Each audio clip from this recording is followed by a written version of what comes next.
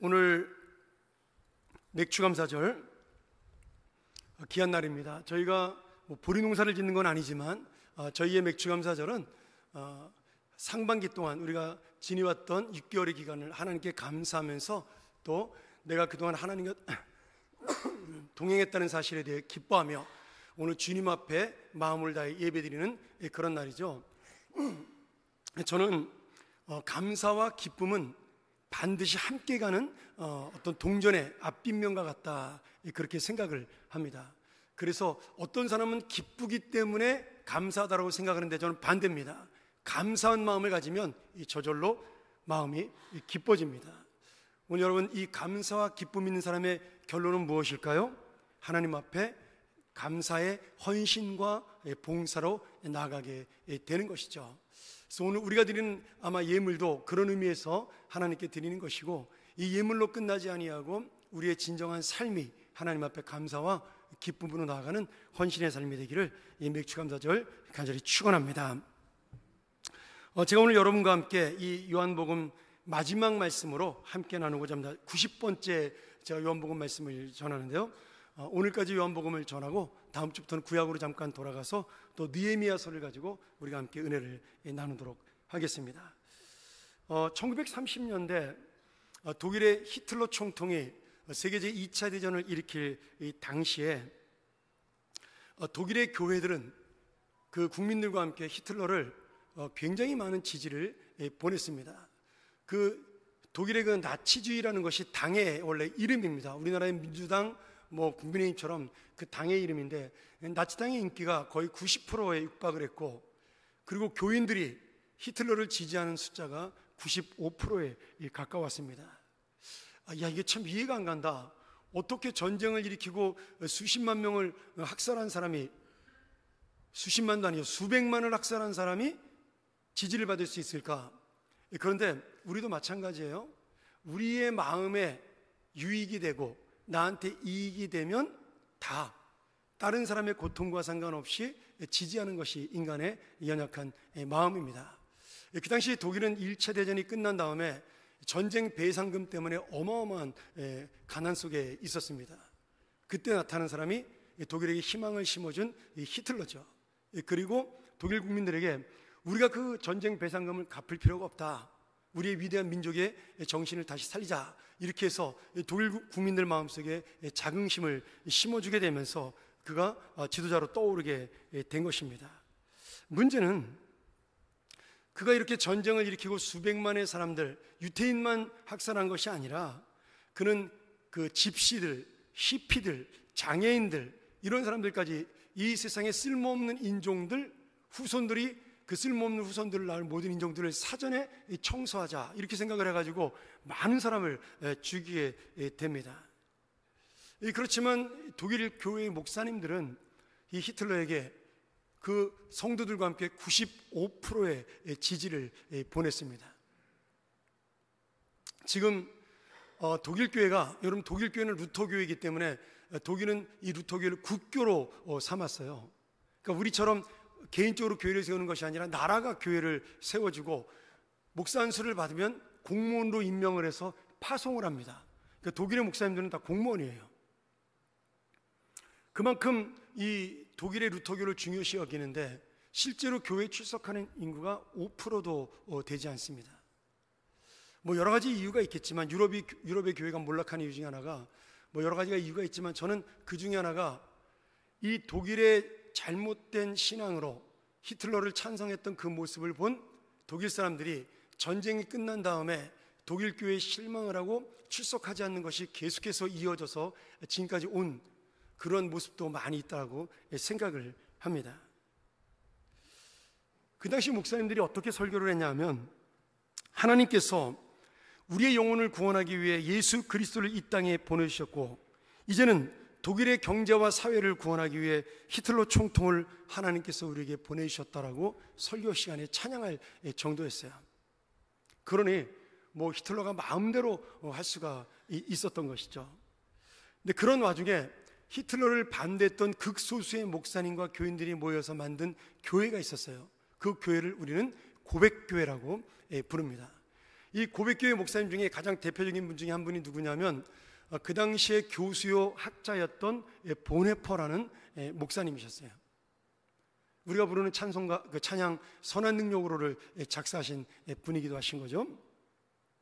근데 이 보네퍼 목사님은 원래 학자였습니다. 20대에 이미 철학과 신학 박사학위를 받고 20대 후반에 교수를 하면서 많은 책을 저술한 거의 천재에 가까운 학자였어요.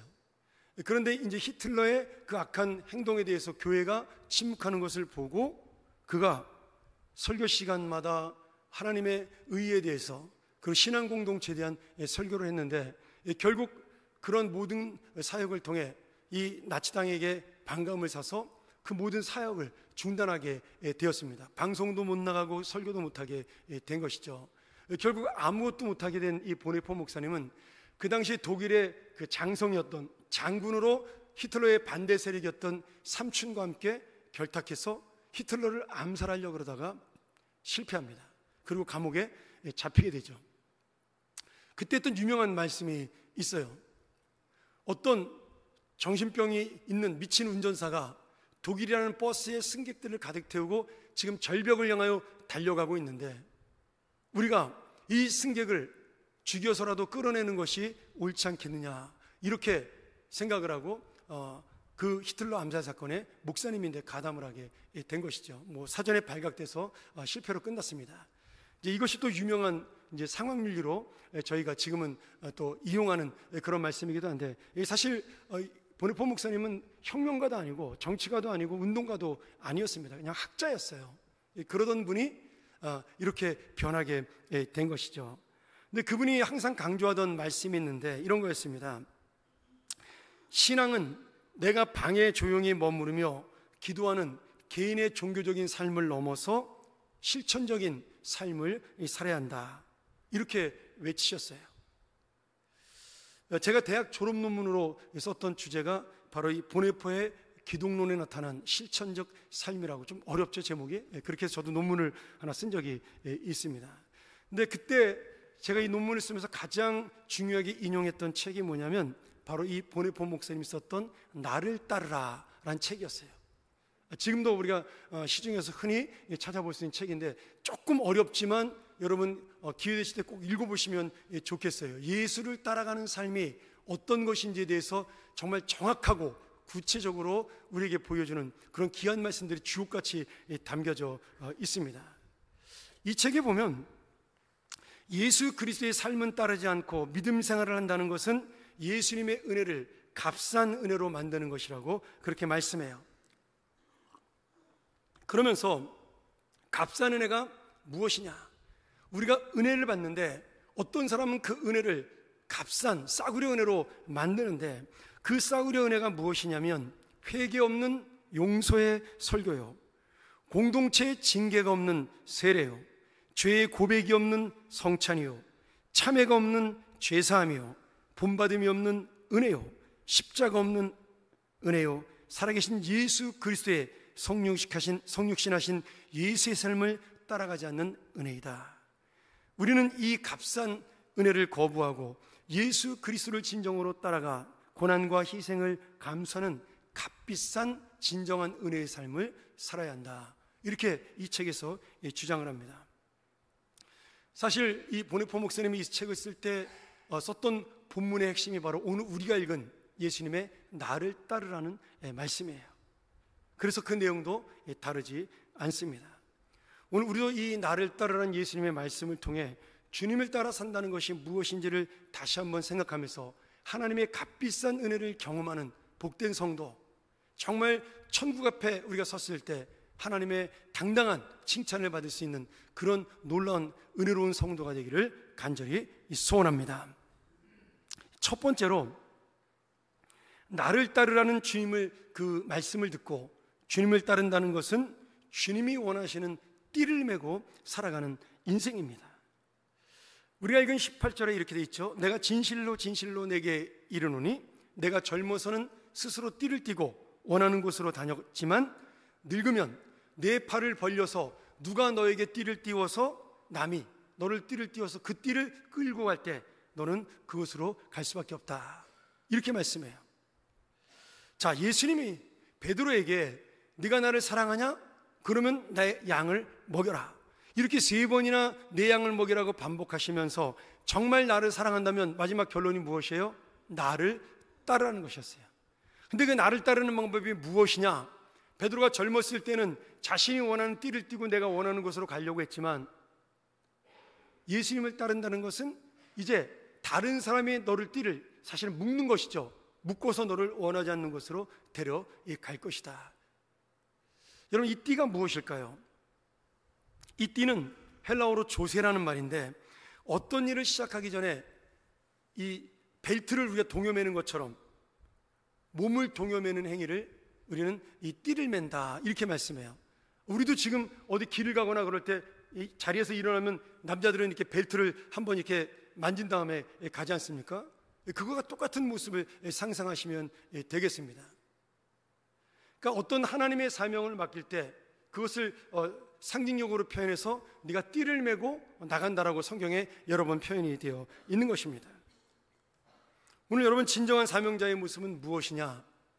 내가 이 띠를 메고 그리고 내가 원하는 곳으로 가는 것이 아니라 예수님이 우리에게 띠를 매주고 그 띠를 끌고 가는 대로 따라가는 것이 진정한 사명자의 삶이다, 이렇게 말씀하는 것이죠. 그런데 이 강제로 끌려가는 사명자의 삶이 너무나 기쁜 삶이라는 거예요. 억지로 끌려가면 기분 나쁘고 힘들어야 되는데 그렇지 않다라는 것이죠. 사실은 예수님이 끌고 가는 그 삶을 살아간다는 것은 쉬운 일이 아닙니다. 왜냐하면 거기에는 내가 원하는 길도 포기하고 내가 원하는 행동도 포기하고 내가 원하는 생각도 내려놓고 오직 주님을 따라가는 그 방법밖에는 없기 때문인 것이죠. 마지막에 네가 띠띠우고 원하지 않는 곳까지 간다는 것은 베드로가 순교할 수도 있다, 죽을 수도 있다는 것까지 암시하고 있는 거예요. 제가 이 말씀을 준비하면서 이 띠의 의미를 가만히 생각을 했어요. 예레미야 13장에 보면 이 띠를 예레미야에게 하나님께서 주시면서 하나님의 사명을 맡깁니다. 그런데 하나님이 다시 말씀하셔요. 너가 이 띠를 저 유브라데 강가에 묻어놔라. 그래서 이 예레미야 선지자가 650km가 넘는 그 거리를 걸어가서 그 강가에다 띠를 300띠입니다. 3배로 만든 띠를 묻어놓고 와요. 며칠이 지났어요. 하나님이 다시 말씀하셔요. 너는 다시 유브라데 강가로 가서 그 띠를 가지고 와라. 다시 예레미야가 650km를 걸어가서 그 띠를 가지러 갔는데 그 띠가 물속에 있으니 어떻게 되겠어요? 다 삭아버리고 말았습니다. 이 띠가 뭘까요?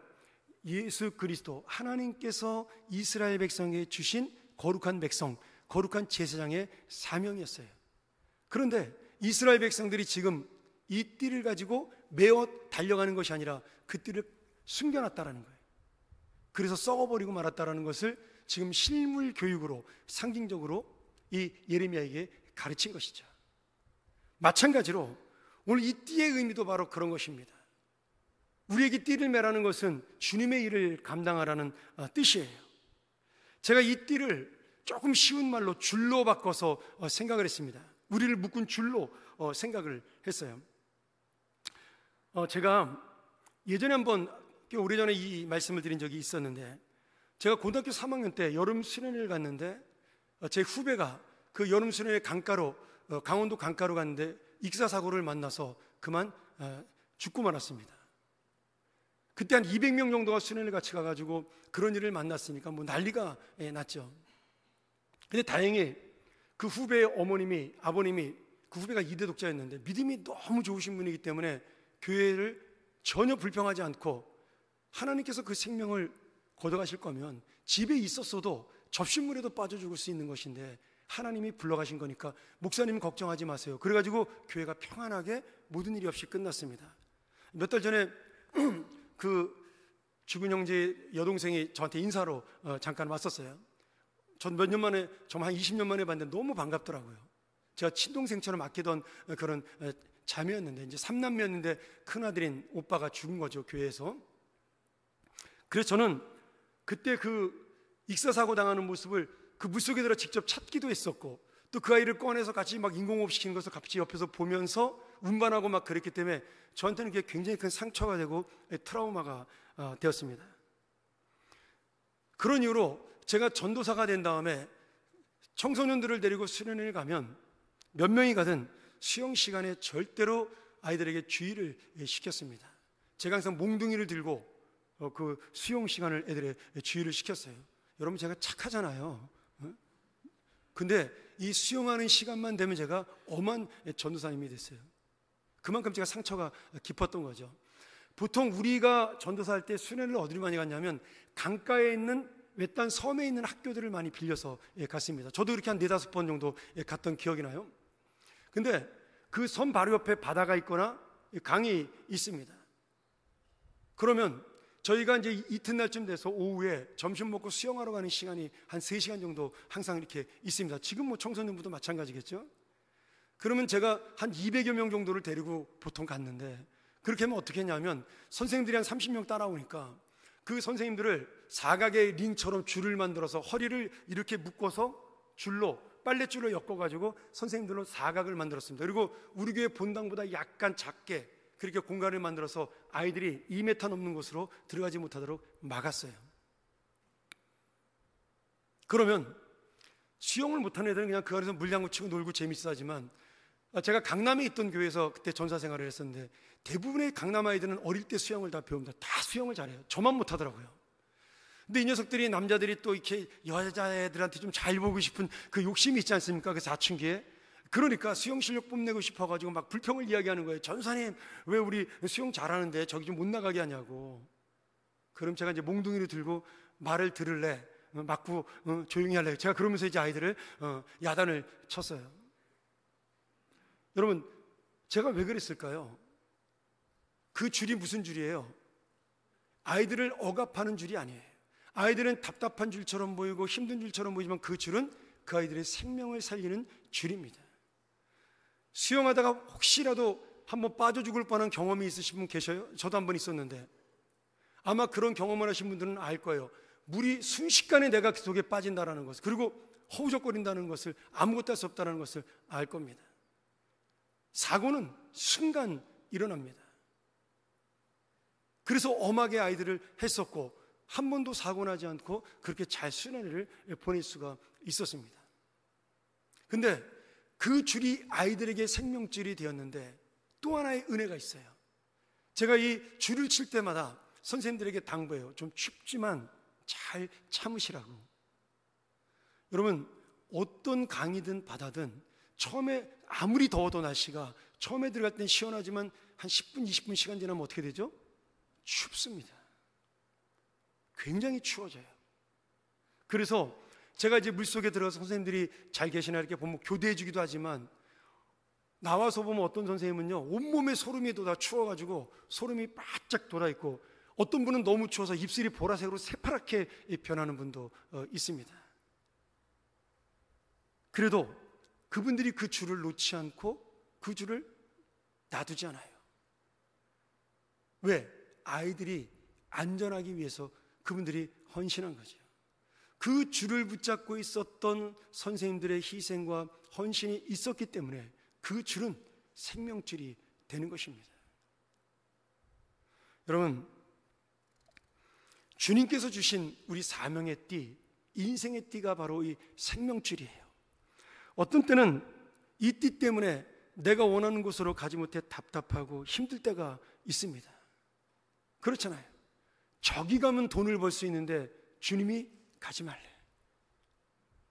이쪽으로 가면 내가 원하는 일을 할 수가 있는데 하나님이 안 된다고 말씀하셔요. 그러면 속상하죠. 저도 젊을 때 그런 경험 몇 번 있었어요. 내가 목사님, 하나님 돈 많이 벌어서 주님 앞에 좋은 교회 세우고 봉사하겠습니다. 근데 왜 저를 막으세요? 저도 그런 때가 있었습니다.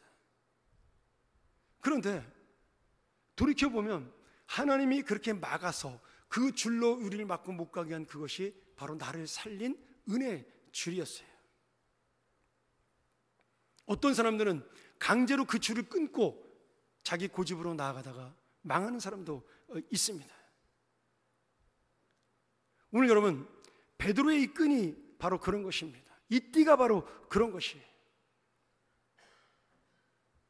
베드로는 자기가 죽는 것을 알면서 이 띠를 메고 나갑니다. 전에는 도망가는 베드로였고 부인하는 베드로였지만 이제는 다시 주님 앞에 돌아선 베드로요, 영원한 생명을 깨닫게 된 베드로예요. 보네포 목사님이 나를 따르라는 책에서 이런 말씀을 하셔요. 주님을 따르는 것은 주님에게 순종하는 것을 말하는데, 여기서 순종이란 무엇이냐? 나 스스로 내 자신의 주인이 되고자 하는 욕망에서 벗어나는 삶이 순종이다, 이렇게 이야기해요. 저는 이 말씀에 100% 동의합니다. 여러분, 순종한다라는 게 무엇입니까? 말 잘 듣는 게 순종이 아니에요. 내 욕망을, 하나님 때문에 내 욕심을, 하나님 때문에 내 감정을, 하나님 때문에 내 자존심을, 하나님 때문에 내 체면을, 하나님 때문에 내 물질을, 하나님 때문에 내 모든 생각을 내려놓을 수 있는 것, 이것이 진정한 순종입니다. 제가 지난주 한 주간 동안 너무 기분이 좋고 감사했어요. 월요일 날 방글라데시 선교팀을 제가 기도해 주기 위해서 공항에 같이 나갔습니다. 그런데 그 공항에 나갔더니 목사님하고 장로님이 이렇게 말씀하시는 거예요. 지난 주일날 목사님이 1, 2부 때 광고에서 우리 선교팀 선교비가 모자란다고 이렇게 광고해 주셨는데, 정확하게 오후 4시가 되니까 그 500만 원이 딱 채워졌다는 거예요. 여러분, 돈의 문제가 아니라 제가 얼마나 감사한지, 하나님께서 그 돈 제가 쓰는 거 아니잖아요. 저도 돈 냈습니다. 쓴 게 아니라. 근데 너무나 감사한 건 우리 교인들이 주님을 위해서 이 연약한 목사의 말에 순종하고 따라줬다라는 거예요. 그런 교회에서 목회하는 이 목사가 얼마나 기쁘고 얼마나 감사하고 얼마나 좋은지 몰라요. 에이, 목사님 5천만 원, 5억도 아니고 500만 원 가지고 그러세요. 여러분, 아니에요.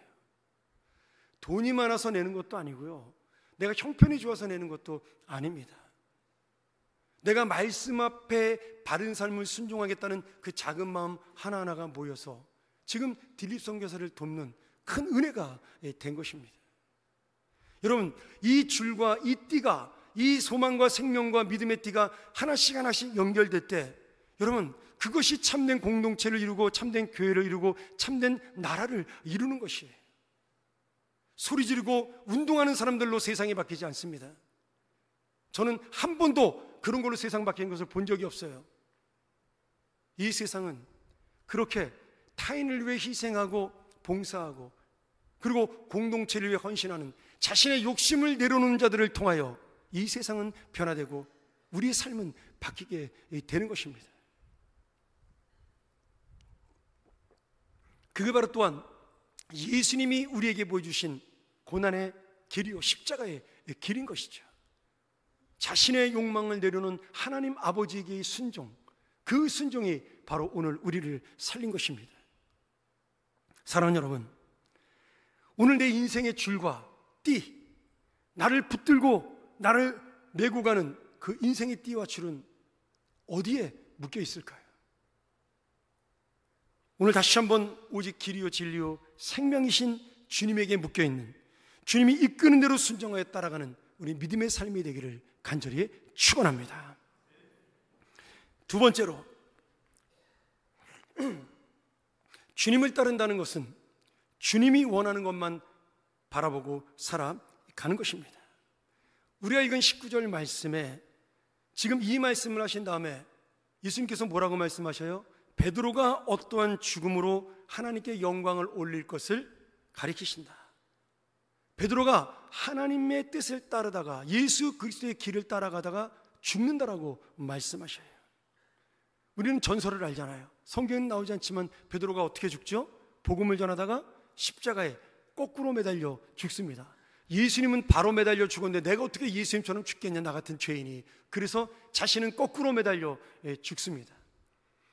우리 교회 역사에는 전설처럼 남아있지만 그 생케비치가 쓴 쿼바디스라는 소설에 보면 그 베드로가 죽는 장면이 생생하게 설명되어 있어요. 우리 젊은 시절에 다 읽어본 책 아닙니까? 쿼바디스 도미네. 네로 황제가 로마를 불지르고 그것을 기독교인들에게 뒤집어 씌웠죠. 그래서 막 기독교인들이 핍박을 당해가지고 많은 기독교인들이 로마를 탈출하는 그런 와중에 베드로도 역시 그 제자들의 말을 듣고 로마를 막 탈출하고 있는데 예수님이 그 앞에 환상 가운데 나타나셔요. 그리고 예수님은 로마 안으로 들어가시는 거예요. 베드로가 그 모습을 보고 뭐라 그래요? 주여 어디로 가시나이까? 그게 바로 쿼바디스 도미네예요. 예수님이 베드로를 향하여 돌아보고 뭐라고 말씀하셔요? 네가 지금 십자가를 거부하고 로마를 나가니 내가 다시 십자가를 지러 로마로 들어간다. 베드로가 그 말씀을 듣고 회개하고 다시 로마로 들어가 네로 왕제에게 십자가에 달려 죽는 것, 그것이 베드로의 마지막 인생이었어요. 오늘 이 말씀이 이루어진 것이죠. 예수님을 따른다는 것은 결국 예수님 때문에 죽을 수도 있다라는 거예요. 여러분, 이 죽는다라는 것이 예전에는 핍박을 받고 고난을 받고 환난이 있으니까 죽는데 지금은 어떤 것이 죽는 것일까요? 내가 예수를 믿고 죽는 것이 무엇일까요? 예수를 믿고 바르게 살면 여러분 돈이 죽을 수도 있습니다. 예수를 믿고 주를 따르면 명예가 죽을 수도 있어요.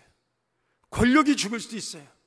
예수님처럼 살다가 다 내 인생이 망하고 놓치고 잃어버릴 수 있습니다.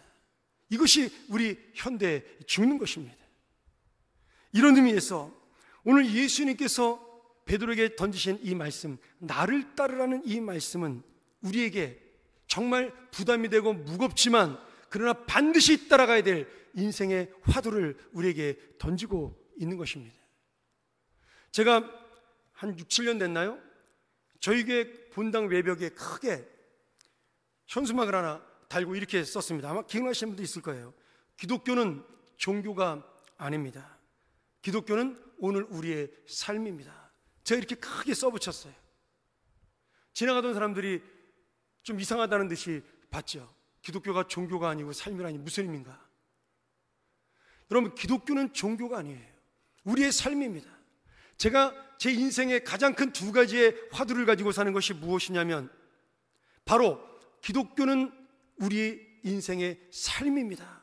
그 화두, 종교가 아닌 이 인생의 삶이라는 화두와 또 하나는 내가 서 있는 그 자리가 가장 거룩한 곳이다라는 이 두 가지가 저의 인생을 다스리는 말씀입니다.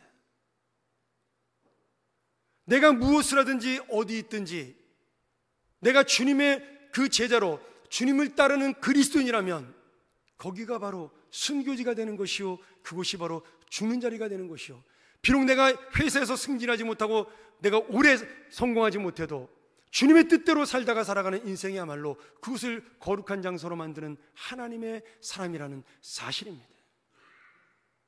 항상 제가 말씀하지 않습니까? 내가 무엇이 되는 것이 중요한 것이 아니라 어떻게 사느냐가 중요하다라고 제가 여러분에게 누누이 말씀합니다. 내가 원하는 어떤 목표를 이루는 것이 아니라 내가 주님의 목적을 위해 사는 것이 중요하다라고 항상 말씀드려요. 이것이 바로 예수 그리스도의 나를 따르라는 말씀 앞에 순종하는 우리의 모습입니다. 여러분, 진실로 그렇습니다. 기독교는 종교가 아니에요. 그래서 예수님께서는 우리에게 마음의 수양을 닦으라고, 돌을 닦으라고 말씀하지 않아요. 물론 우리 기독교도 기도원에 갈 때도 있고 저도 가지만 수도원에 들어갈 수도 있습니다. 그것은 예수 그리스도를 깊이 묵상하기 위해서 인간이 만들어내는 방법이지 주님은 그렇게 믿으라고 강요한 적이 없어요. 다만 우리가 찾은 방법 중에 하나일 뿐인 것입니다. 우리의 목적은 마음의 수양이 있지 않은 것이죠.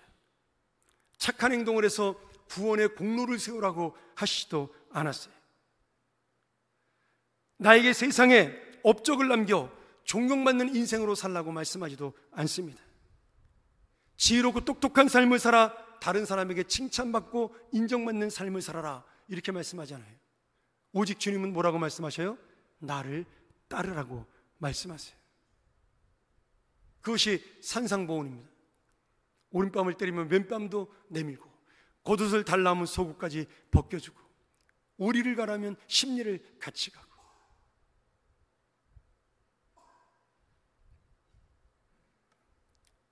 근데 여러분, 내가 차라리 정말 어떤 힘들게 일해서 착한 일을 하는 것보다, 어떤 공로를 세우는 것보다, 내가 노력해서 무슨 큰 이 나라의 업적을 세우는 것보다 진짜 어려운 것이 바로 예수를 따르는 이 삶이에요.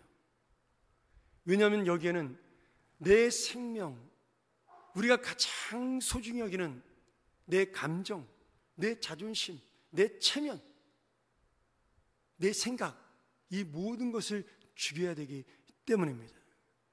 여러분, 이것이 바로 죽음까지도 각오하고 따라가는 제자의 순종이에요.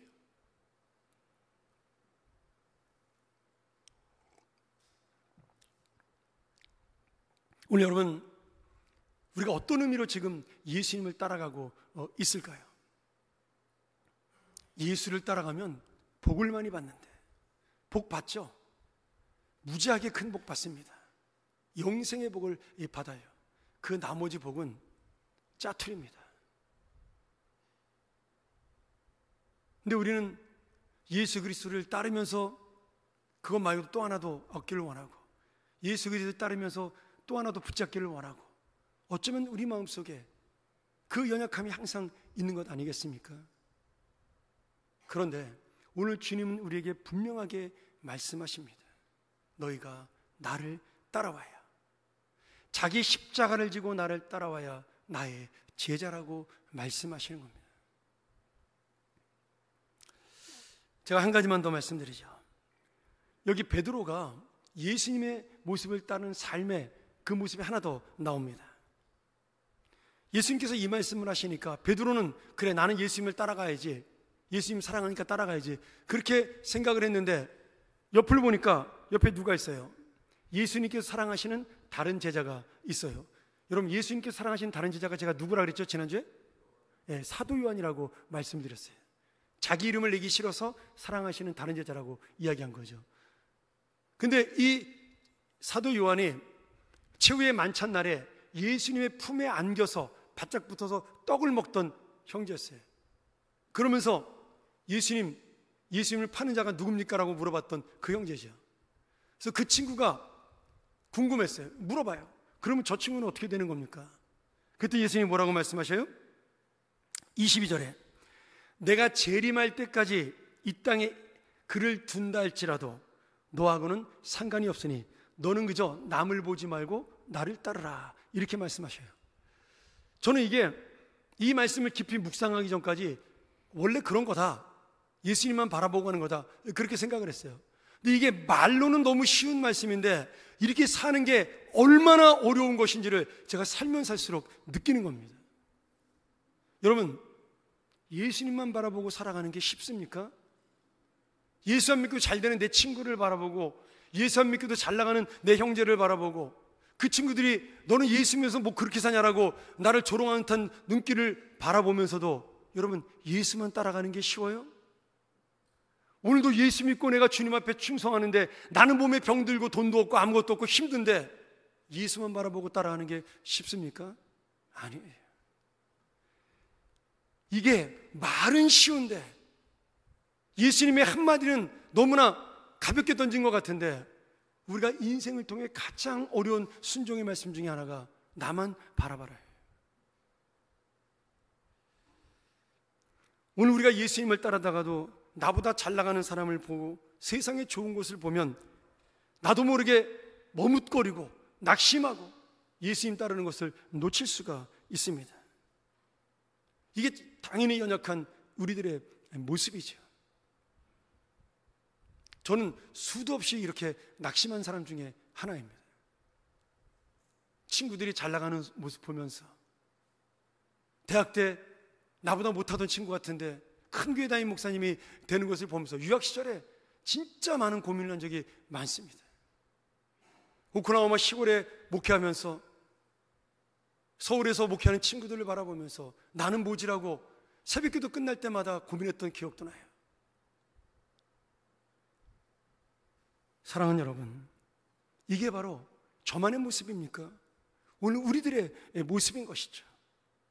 주님께서는 우리의 이 연약한 모습을 너무나 잘 알기에 이렇게 당부하시는 거예요. 힘들고 어려워도 다른 사람이 좋아 보여도, 세상이 좋아 보여도, 내 인생이 답답하고 힘들어도 오직 나만 보고 나만 따라와라. 우리가 구약성경에 예수님만 바라봤던, 하나님만 바라봤던 다윗 왕이 있습니다. 물론 잠깐 그도 타락한 적도 있지만 그도 끝까지 그의 인생 속에 마지막까지 하나님만 바라봤어요. 사람 보지 않고 성공했죠. 반대로 가장 좋은 자리에서, 가장 높은 자리에서, 가장 복을 받은 자리에서 사울왕은 다른 사람을 바라봤어요. 젊은 다윗이 인기를 얻고 그가 대접받는 것을 보면서 그 마음에 다른 사람을, 다윗을 보며 불같은 질투심이 일어나 결국 그가 멸망의 구렁텅이로 가는 그러한 사람이 되었습니다. 스스로 무너진 것이에요. 우리 모두는 이 사울과 같은 그런 인성을 가지고 있습니다. 그래서 우리가 어떻게 주님을 따를 수 있을까요? 사랑하는 여러분, 이런 우리의 연약함이 어떻게 주님만 따르는 믿음으로 나갈 수 있을까요? 너무나 잘 알고, 너무나 당연하고, 너무나 평범한 말씀 같지만 영생의 소망, 그리고 우리 주님, 나를 기억하시는 우리 주님만 바라보고 영생의 삶을 기다리는 삶밖에는 없는 것입니다. 지금 현실이 아닌 하나님 앞에 설 영원한 소망의 날, 우리가 주님을 믿다가 이 땅에 정말 기막히고 어려운 일을 만나도 이것은 짧은 것으로 끝나고 영원한 소망의 날이 나에게 있다라는 사실, 어쩌면 너무도 당연하게 나는 오늘도 어렵고 힘들지만 복음을 위해 목숨을 던져도 고난을 받지만 그러나 주님께서 우리를 바라보고 있다라는 소망, 그 바라보는 주님의 눈이 우리에게 부활의 놀라운 은혜를 주고 능력을 주고 소망을 준다는 사실이 바로 우리의 새로운 힘이 될 줄 믿습니다. 오늘 여러분, 우리가 이 세상 하루를 예수의 뜻대로, 나를 따르는 주님의 말씀대로 살아가는 것이 너무나 두렵습니다. 싫어요. 그러나 또한 두렵지 않고 기쁠 수 있습니다. 보네포 목사님이 히틀러 암살 미수 사건으로 체포되어 잡힌 다음에 2년 동안 옥살이를 하고 1945년 4월 8일 독일 폐망을 몇 달 앞두고, 석 달인가요? 앞두고 사형을 당하게 됩니다. 그때 목사님의 나이가 39살이었어요. 저는 이 목사님의 책을 5권 정도 읽어봤는데 만약에 이 목사님이 60세까지만 살았어도 저는 이 세상에서 가장 위대한 신학자 중에 한 명이 되었을 거라고 저는 분명히 단언할 수 있습니다. 20대에 쓴 책이요, 너무너무 기가 막힌 내용을 담고 있어요. 신학적으로 30대 초반에 쓴 책이 정말 너무나 오묘한 해석을 담고 있어요. 그런 분이 만약 40, 50대까지 살아서 신학책을 썼더라면 얼마나 귀한 말씀들이 있었겠어요. 너무나 아까운 인생이죠. 그가 39살에 그만 형장의 이슬로 사라지게 됩니다. 근데 그날 4월 8일이 주일 아침이었어요. 그래서 다른 날처럼 이 목사님이 감옥에서 아침에 기도를 하고 있는데 험악하게 생긴 두 독일 병사가 소리를 지릅니다. 주 예수 보네포, 우리를 따라와라. 목사님은 깨달은 거죠. 아, 오늘 내가 사형당하는 날이 왔구나. 이때 그가 이 독일 병사를 따라 사형장으로 가는데 중간을 지날 때 같은 감옥에 포로로 잡혀와 있던 영국인 장교가 목사님을 부릅니다. 목사님, 안녕히 가세요. 이게 우리의 마지막이네요. 아마 그 감옥살이를 같이 하면서 친해졌던 것 같아요. 그렇게 인사를 한 거예요. 우리의 마지막입니다, 목사님. 안녕히 가세요. 그랬더니 이 보네포 목사님 돌아보면서 그 영국군 장교에게 이렇게 이야기를 했어요. 아닙니다. 마지막이 아니에요. 웃으면서 이제 우리의 새로운 시작입니다. 그리고 떠났습니다. 여러분, 믿음의 사람들에게는 절대로 죽음이 끝이 아닙니다. 죽음은 전혀 새로운, 두렵고 떨리지만 그러면서도 놀랍고 영광스러운 새로운 삶이 시작이 되는 것입니다. 내가 새로운 직장, 새로운 인생, 새로운 결혼, 그리고 새로운 자리에 갔을 때 두 가지의 마음이 교차하죠. 기대감, 내가 이제부터 멋지게 살아봐야 되겠다. 근데 여러분, 또 하나의 마음이 있지 않습니까? 두려움, 내가 잘할 수 있을까? 저는 이것이 바로 천국에 들어가는 죽음을 맞이하는 우리의 마음이라고 생각이 들어요. 죽을 때 두려운 것 당연한 것입니다. 그러나 그 두려움을 이기는 소망이 우리에게 있는 것이죠. 왜요? 부활의 영원한 생명, 그 생명은 반드시 우리를 영광스러운 인생으로 이끌어 가기 때문입니다. 여러분, 그래서 이 영광스러운 새 삶의 시작을 예수 그리스도 부활하신 주님을 보고 베드로와 다른 제자들은 너무나 확실하게 믿었기에 그들이 죽음이 두렵지 않고 고통이 두렵지 않아서 예수의 길을 따라간 것이 아니라 이 영원한 생명이신 예수님을 알았기에, 경험했기에 기꺼이 고난의 길, 순교의 길, 죽음의 길로 나아갈 수 있었던 것입니다. 사랑하는 여러분, 우리는 오늘 부활하신 예수님을 만나지 않았습니까? 오늘 그 주님이 우리에게 나를 따라라고 말씀하시는 것은 우리를 죽이려고 하시는 말씀이 아니라 영원한 생명을 주시기 위한 은혜의 말씀입니다. 그러니 이것이야말로 복된 말씀이죠. 내가 이 땅에서 너희를 책임지는 것으로 끝나는 것이 아니라 영원한 생명까지 너희를 책임지겠다라는 은혜의 말씀입니다. 오늘 다시 한번 이 맥주감사절에 오늘 하루의 감사로 끝나는 것이 아니라, 헌금의 감사로 끝나는 것이 아니라 날마다 이 영원한 생명을 감사하는 여러분 되기를 축원합니다. 그리고 이 주님의 은혜를 가지고 끝까지 오늘도 기쁨으로 살아가는, 주님을 따라가는 믿음의 자녀가 되기를 간절히 소원합니다. 우리가 전번 이 시간 함께 기도하며 나아갑니다. 주님이 다스리는 이 땅, 주님이 다스리는 내 인생, 주님이 허락하신 내 영원한 생명, 주님이 은혜로 주신 하늘의 영광, 오늘 여러분, 우리는 이미 그것을 받아 누리고 살아가는 사람들입니다. 이제 우리의 할 일은 오직 주님을 따르는 길 외에는 없는 것입니다. 이것이 바로 복된 길을 가는 자의 소망이요, 은혜로 살아가는 자의 기쁨입니다. 오늘 다시 한번 이 말씀 기억하면서, 하나님, 나도 예수 그리스도를 따르는 자가 되게 하여 주시옵소서. 그 말씀 앞에 내 욕심, 내 마음, 내 감정, 내 체면, 내 자존심, 나의 모든 것을 내려놓고 순종하는 자가 되게 하여 주시옵소서. 오늘 다시 한번 기도하며 우리의 자손들도 바로 이런 주님의 길을 따라가는 자가 되기를 함께 기도하며 나아갑니다.